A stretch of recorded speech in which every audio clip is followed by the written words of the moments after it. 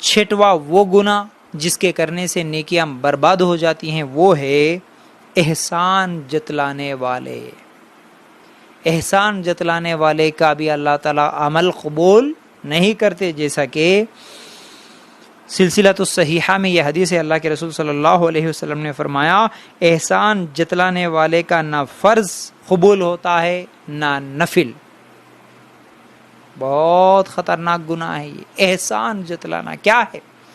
اگر کسی کی مدد کر دیے، کسی کی کبھی ہیلپ کر دیے، کسی کی مشکل حالات میں اگر ہم کام آ گئے، تو اب اس عمل کو لے کر زندگی میں بار بار یاد دلانا، اس کے سامنے یا لوگوں کے سامنے، ارے ہم کرے تھے مدد، معلوم ہے اس کو کیا تھا، اس کے پاس کیا تھا، انہیں کتنے مشکل حالات میں تھا، ہم کرنے سے آج ایسا ہے، ہم نہیں کرتے تو نہیں ہوتا تھا، ہم نے یہ کیا، ہم نے وہ کیا، ہم وہ اللہ اکبر۔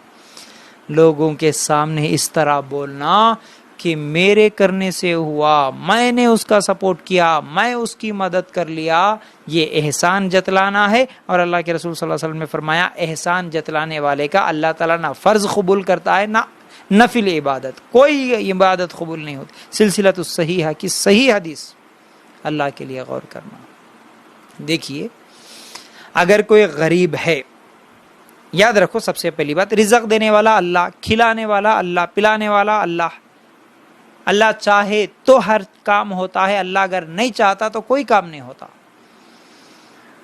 تو اگر کسی کی مدد کر دیے، کسی کے کچھ اچھے کام میں ہم سپورٹ کر دیے، تو ہم کو یہ سوچنا چاہیے کہ اللہ تعالیٰ نے مجھے توفیق دی، مجھے اللہ تعالیٰ چن لیا، مجھے ذریعہ بنایا اس نیکی کے کام میں، اس کی مدد کرنے میں اللہ تعالیٰ مجھے چن لیا، تو الحمدللہ اللہ تیرا شکر ہے۔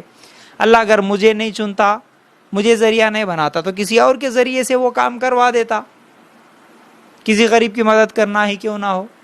اللہ مجھے توفیق دیا، مجھے مال دیا اللہ تعالیٰ، میں اس کو دے دیا، تو اللہ کا فضل ہے کہ اللہ مجھے چنا اس نیکی کے کام کے لیے۔